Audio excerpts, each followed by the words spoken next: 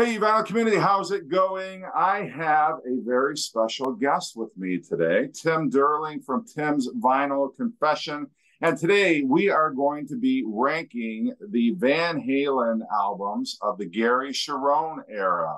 So we're going to be taking the Van Halen albums that they recorded with Gary Cherone. We just did a video on the David Lee Roth era.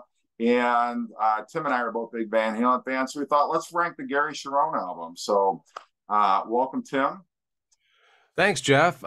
Jeff approached me about this one. I thought, man, I don't know if I'm up for this. This can be tough. Yeah, we're going to try But to make it not too lengthy of a bit. I mean, we could carry this on for probably over an hour. There's so much to choose from. But yeah, I do want, I want to caution everybody. These are our picks. These are our rankings. You may rank differently than we do, but all we ask is that you take this in the spirit that these are just going to be our personal preferences in terms of ranking these Gary Cherone Van Halen albums. So, absolutely. One person's number one is going to be one person's least favorite, right? That's yeah, just how it exactly. works. All Um, right. So, what is your least favorite Gary Cherone Van Halen album? well, I had to really rack my brain thinking about it, but my least favorite Gary Cherone album is probably oh, sorry, wait, hold on. He was I don't he actually he was the lead singer of Extreme. I hear that. Yeah, Yeah. I always thought they sounded the same, but yeah, So you were kind here of we go. you weren't too far off. Yeah. Van Halen 3. And I don't know if people know this or not, but that's actually the guy from 5150 a few years later. Time was not kind to him. He went from holding up Atlas or Atlas holding up the world to taking a cannonball in the stomach. And I can't think of any better thing to put on an album quite like this.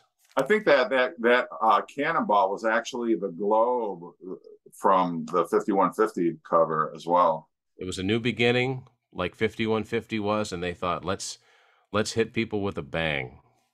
Yeah, yeah. So that's your least favorite then? Yes, yeah, and somehow it's also my favorite. Figure that out. Yeah. Well, people are, and I know I'm going to take some heat from people because they're going to be like, "You're out of your mind. What are you doing ranking Van Halen 3 so low?" But uh, surprisingly, that is my least favorite pick as well. And for songs like One I Want is first of all, I feel like Gary Cherone is trying to sound like Sammy Hagar. I think the lyrics are downright silly. Pizza Man.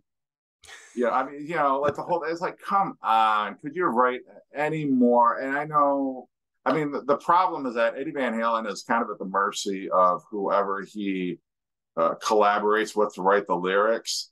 But it's so cringy, the lyrics for that song. I'm not a huge fan of Without You.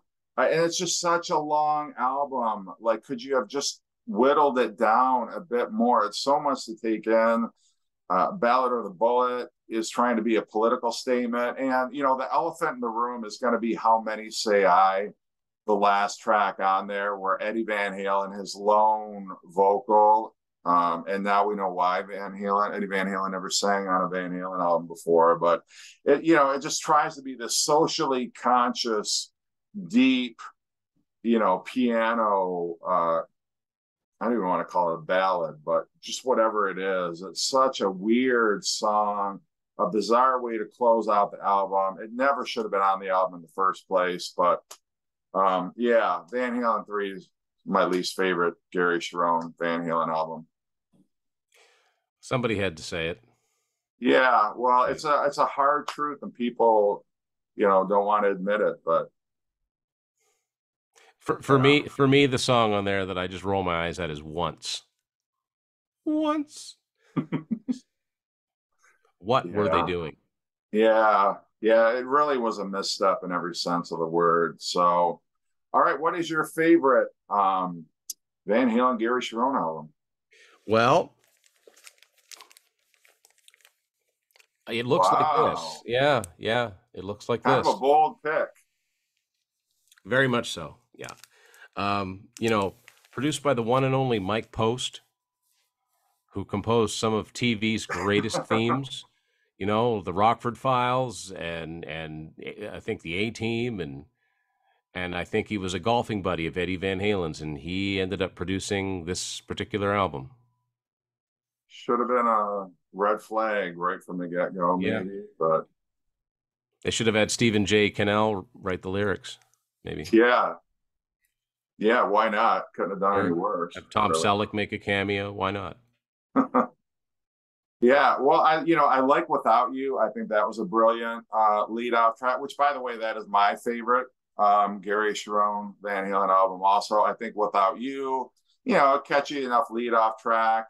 Dirty Water Dog is okay. Fire in the Hole, I like that song. It's funny. Josephine is You mentioned okay. those two songs right in a row.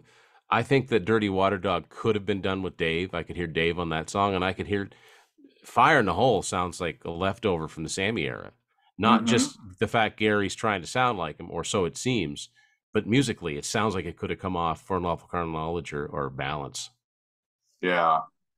For instrumental wise, you got New World and you got Primary. Not my favorite Van Halen instrumentals, but I mean, did you really need instrumentals on an album that's already got like 25 songs on it? I don't know, but in terms of the body of Gary Cherone's Van Halen work, I think you'd be hard pressed to pick another top pick. I Nothing can't comes think of a. close. Yeah, if I'm being honest with myself, and it could change tomorrow, but right now I think it's going to be Van Halen 3. Yeah. So, all right. Well, Tim, this has been a fun episode. Really hard decisions had to be made in ranking these albums, obviously, but I think if you want to rank it differently, let us know what your rankings are. These are just our own personal preferences. Don't take it personally. We're not trying to offend anybody, but these are the rankings the way we see it. So thanks again, Tim, for joining me. Check out Tim on his channel, Tim's Vinyl Confessions. He's got a couple of Van Halen episodes that you will enjoy if you've enjoyed these. And I'm sure we'll see a lot more of Tim in the future. And thanks for joining me, Tim. Thanks, Jeff.